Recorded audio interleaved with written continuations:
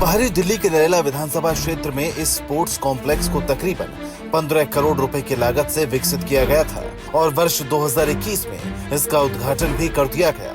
यहाँ हॉकी के लिए शानदार स्टेडियम बनाया गया। उम्मीद थी कि ग्रामीण क्षेत्र के बच्चे स्टेडियम में हॉकी के गुण सीखकर दिल्ली और देश का नाम रोशन करेंगे, लेकिन बीते 5 वर्षों से स्टेडियम में स्प्रिंकलिंग की उचित व्यवस्था न होने की वजह से खिलाड़ियों के लिए स्टेडियम किसी काम का नहीं है। कभी यहाँ स्थित पुराने स्टेडियम में तकरीबन 150 बच्चे हॉकी की प्रैक्टिस के लिए आया करते थे, लेकिन मौजूदा समय में व्यवस्था न होने की वजह से उनकी संख्या दर्जन भर में सिमट कर रह गई है। खिलाड़ियों का कहना है कि स्टेडियम में जो घास लगाई गई है उस पर स्प्रिंकलिंग यानी पानी का छिड़काव प्रैक्टिस से पहले करना होता है, लेकिन जो सिस्टम स्प्रिंकलिंग के लिए लगाया गया था वो वर्षों से ठप पड़ा है। दर्जनों बार शिकायत करने के बावजूद अब तक इस पर कोई कार्रवाई नहीं की गई। तो जी अब तक तकरीबन हमने आपसे बता भी दी जो दिक्कत है।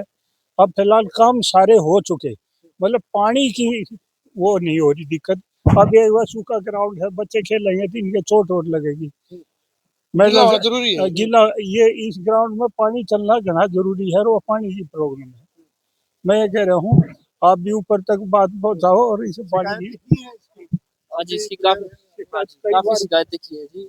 जो हमारे सुधीर भाई साहब थे उन्होंने काफी फॉलो करा।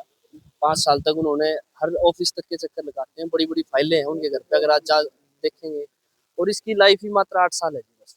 और 5 साल, हाँ जी, 8 साल के बाद ये डिटीरियरेट हो जाता है। इसका जो ग्लू है वो डिसअसेंबल हो जाता है। उसके बाद ये फैलना शुरू हो जाता है, फटना शुरू हो जाता है, जिसके 5, हाँ जी, पानी के बगैर और इसकी लाइफ कम होती है। हाँ जी, तो अभी 5 साल तो हमारे ऐसे निकल चुके हैं। अब हमारे सामने क्वेश्चन है कि 8 साल जब खत्म हो जाएंगे तो उसके बाद दोबारा कौन लगवाएगा हमारे लिए?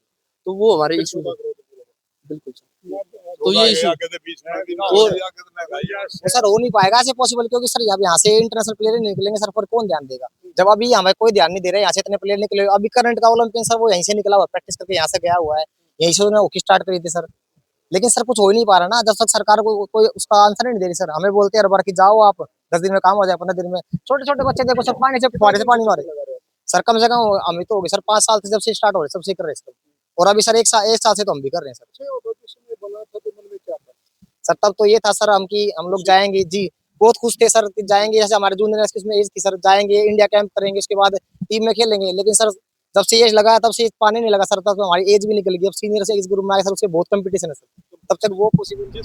अगर स्टेडियम में लगी घास पर प्रैक्टिस से पहले पानी का छिड़काव ना हो तो प्रैक्टिस के दौरान खिलाड़ियों को चोट लगने की ज्यादा संभावना रहती है। खिलाड़ियों का कहना है कि पानी के छिड़काव के लिए जो सिस्टम लगाया गया है उसे सुचारू रूप से शुरू करने में बामुश्किल कुछ लाख रुपए का खर्च है, लेकिन दिल्ली सरकार लाखों रुपए प्रति महीने स्टाफ को तनख्वाह तो दे रही है, लेकिन स्टेडियम में स्प्रिंकलिंग की व्यवस्था को दुरुस्त करने में कोई दिलचस्पी नहीं दिखा रही। दिल्ली के सिंघू गांव में बना ये स्टेडियम दिल्ली और हरियाणा की सीमा से सटा है, जहां 15 से 20 किलोमीटर के आसपास के खिलाड़ी हॉकी की प्रैक्टिस कर सकते हैं, लेकिन स्टेडियम के चालू हालत में न होने की वजह से खिलाड़ियों को दिल्ली के दूसरे इलाकों में प्रैक्टिस के लिए जाना पड़ता है, जिससे उनका खर्च और समय भी ज्यादा लगता है। दिल्ली से P24 न्यूज के लिए सोनू राणा की रिपोर्ट।